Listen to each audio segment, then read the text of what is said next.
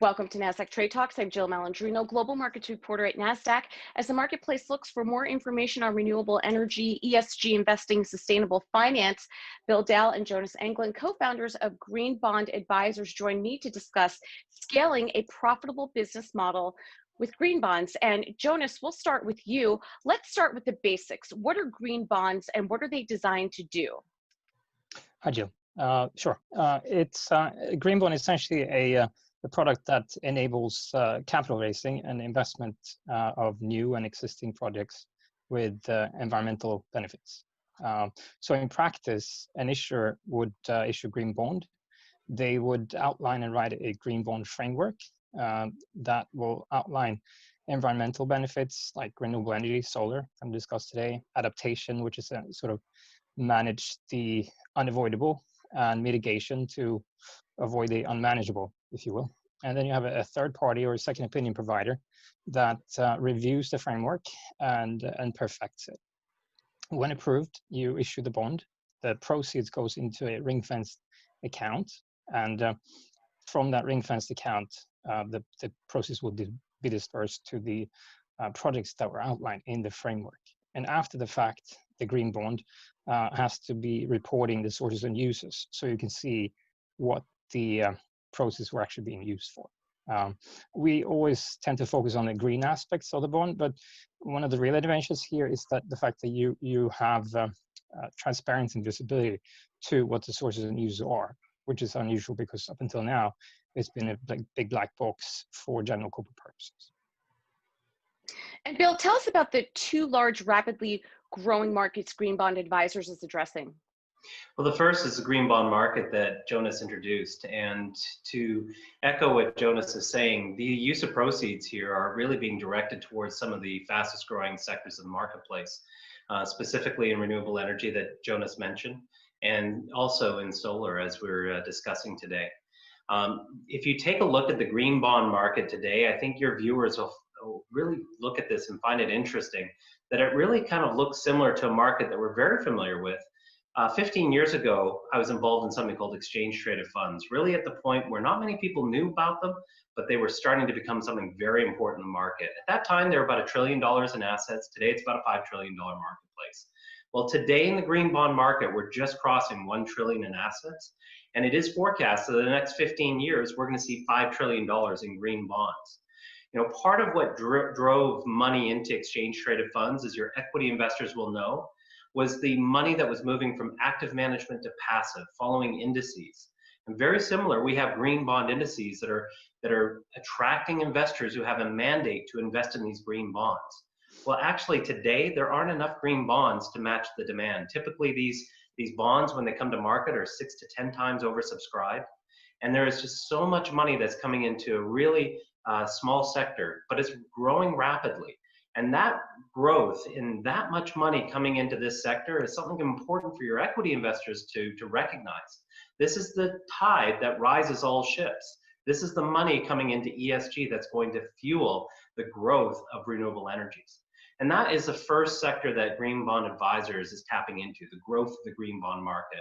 Something that in 15 years, I think we're all going to be talking about like we talk about exchange traded funds today. But the second part of what we are focusing on is this transition to renewable energy. And if you actually take a look at what's happening in the energy markets and how the forecast for energy growth will be over the next 30 years, it's quite interesting to note that we're seeing a transformational, a generational change towards renewable energy. But let's just take a look at the market in general. The market in general is moving to electrification. We are changing from a fossil-driven, gasoline-driven, fuel-driven economy to electronic economy, to electricity. It's going to fuel our cars in the future. It's going to fuel our buildings, our appliances in much greater sense than where we are today. If we look out over the next 30 years, with energy efficiency also coming in and innovation in that area, we're actually looking for a net, a little bit more of a growth in energy consumption around the globe. But in about 30 years, we'll be about where we are today. But that being said, electricity is going to double in size over that same period of time. So as a percentage of our intake of energy, it's going to be a big factor. Now today, renewables only make up about 28% of electricity generation. By the time we get 30 years down the road, it's going to be closer to 78%. Now, these are big numbers, big forecasts, and for any equity investor, whether you're trading or whether you're buy and hold, this is important for you to be thinking about in terms of your strategy. But it's got to get built. And if we can't build this new renewable energy infrastructure, we're never going to achieve these numbers. And that is the second trend that GreenBond Advisors is involved in. We are financing the transition towards renewable energy, and our affiliates are involved in owning those projects and helping our partners to construct those projects so that we can take this growth in green bond assets, which today has largely been about refinancing existing cash flows, existing projects. What GreenBond Advisors is focused on is taking that green bond money and getting it directly into the construction of new renewable energy projects. And Bill, if you can sum up for us, GreenBond Advisors, how do you finance these new projects? Well, like Warren Buffett said, I'm a better investor because I'm a business owner, and I'm a better business owner because I'm an investor.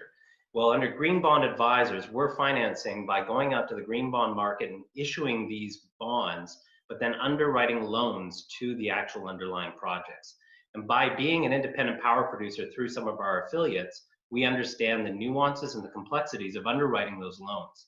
So in many respects, to our green bond investors who just want exposure to this transition with good, solid, investment grade, credit quality bonds, what we are is a source of doing the heavy work of going out and finding the projects, underwriting the loans for the construction of those projects, and seeing those through to fruition. And our business, we have the ability to refinance those cash flows once they're built, once they're existing energy infrastructure, and do it all over again. Recycle that money on behalf of our green bond investors so that we can continue to put more and more money into this transition that we talk about, this movement towards renewable energy. Specifically, we look to go and partner with companies that are in this business today. And I think one of the things we underappreciate if you're not really involved on the front lines is the complexity and the barriers to entry to moving into this space. It's not like building a building. Building solar fields is complex. There's a lot of moving parts to it, a lot of things that can go wrong. So for instance, we're hiring former GCs of utilities to help us come in and understand those underwriting risks. These are the people who have built a large percentage of what exists today. But because of those complexities, I think anybody looking to invest into solar or looking into this space should be thinking about the companies that are in that space today. There's going to be more, without a doubt, but those who are there have a significant territorial advantage. Companies like Peck Company that we have partnered with, who we saw as a company that could actually go out and expand their footprint in this business by having access to capital like a green bond market, by having that experience. We see that is a path to really accelerating the growth of solar, because in essence, we're not growing fast enough. We really got to catch up to meet all these really astronomical targets that we talked about at the beginning of this session. All right, and Jonas, you were instrumental in the establishment of the Nasdaq Sustainable Bond Network, launched in December 2019, and in fact sit on the board of advisors. What does NSBN allow investors to do? Yeah, I think one of the most important things is it provides visibility for the investors, and at the same time, it provides reach and diversification for the issuers themselves. One thing I was stressing from onset was the fact that I think there's a great opportunity for them to help harmonize impact data and make it more comparable, which is in a sense the holy grail for impact investors, and that is because they can, when they onboard new issuers and new bonds, they can outline what they should report into the exchange. Also, another opportunity I think is the green bond principle stipulates that you have to report these sources and uses that I mentioned earlier once a year. But there's no policing and enforcing entity that's going to force them to do so. Nasdaq could, however, do that through this sustainable bond network, in that when a new bond enters the exchange, it will have a date which states when they last reported the source and uses. And if they fail to report within a year from that date, they'll be kicked off the exchange. So that's a self-policing, force in and of itself. I was asked a question by and Charlotte Eliasson, who is the head of European debt listings in Europe, whether I thought it would be worthwhile to do a listing. They've done this in Sweden since 2015, where they've listed green bonds since 2015. And my answer to her question was that I think you should focus on more opaque markets, meaning munis and structured bond products, because that's where you need most visibility as an investor. To give you one example, if you're a CMBS trader or a portfolio manager looking at a Fannie Mae or a Freddie Mac bond, Fannie Mae is the world's largest green bond issuer. It's very difficult for them to find these bonds. Not to get too technical, but Bloomberg uses the sources and uses, the use of proceeds to outline. It says labeled green bond / loans. It's very hard to find these bonds because they're labeled differently. So using the exchange instead, you go in, you find Fannie Mae or Freddie Mac, and in a Dropbox, you will get their existing green bond issues that otherwise will be almost impossible to find on Bloomberg. You can export them into Excel, and then you have all the CUSIPs in terminal, because these traders and PMs, they go through thousands of CUSIPs on a daily basis, so they'll have them right at their fingertips. Another aspect to take further what Bill said about transition, I don't think this is too much of a secret, but we're contemplating adding sustainable linked bonds on the exchange as well, which is essentially a transition bond, which is what Bill mentioned.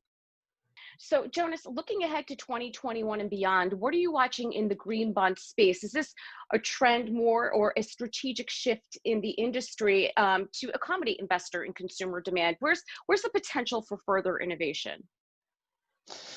Well, I left SEB after almost 9 years, and SEB is the Swedish bank that invented the green bond together with the World Bank back in 2008.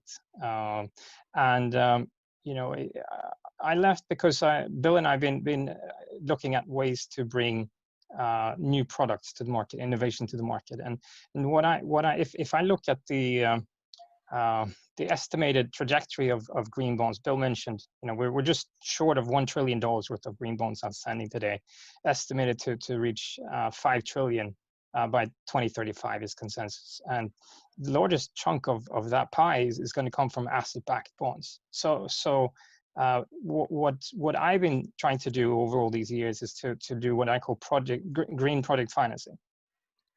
The more projects we can get done, the more green bonds we can issue on the back end, is the simple thesis. And that's what we've set to prove.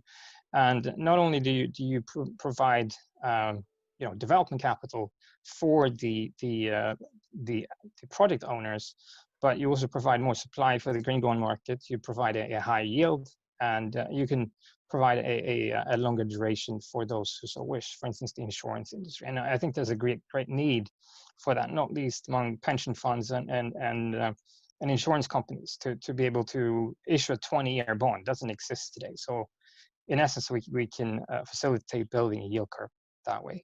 I think we haven't discussed social bonds.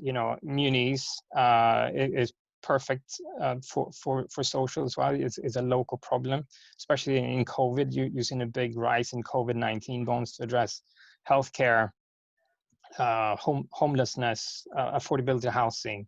So some people on the NSBN board are munis that are progressive, that are focusing on this.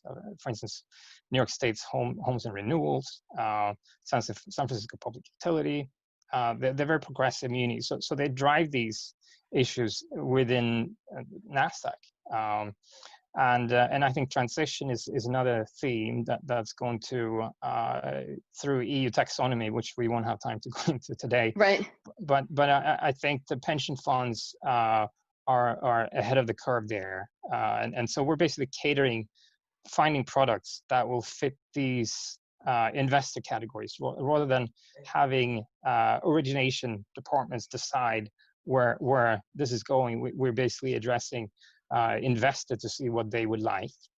This works very well for off-balance sheet finance. Right, and Bill, with a minute to go, Bill, if you can just wrap up for us.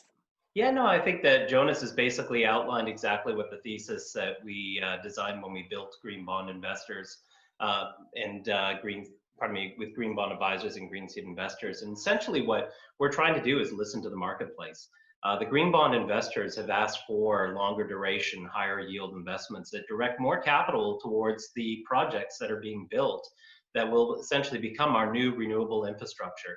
And Green Bond Advisors is providing a vehicle to do that. And I think we're really at that part of that cutting edge that Jonas saw as you know, really the first boots on the ground to introduce green bonds to the institutional marketplace in the United States. This really, what we have created is a reflection of that demand from the market. And in conjunction with our partners, like a pet company that we announced, you know, back in April of 2020, that essentially can help us to construct that new renewable infrastructure. We're really at an exciting time, an exciting crossroads where I think you're going to see a tremendous innovation and a lot more assets directed in this space. And to speak directly to your viewers, who I know are primarily equity investors, the green bond market is something to keep an eye on, because it, like I say, it's the fuel that's rising the tide that lifts all boats. And in this case, it's the ESG boats and renewable energy that are going to be big winners in the future. So Jill, thank you to you and to Nasdaq for having us on today. It's a thrill to talk about this. We're passionate about it, and we're excited to see where all this goes in 2021. Yeah, certainly exciting times for sure. Bill, Jonas, thanks so much for joining us on Trade Talks, and thanks for joining me. I'm Jill Malandrino, Global Markets Reporter at Nasdaq.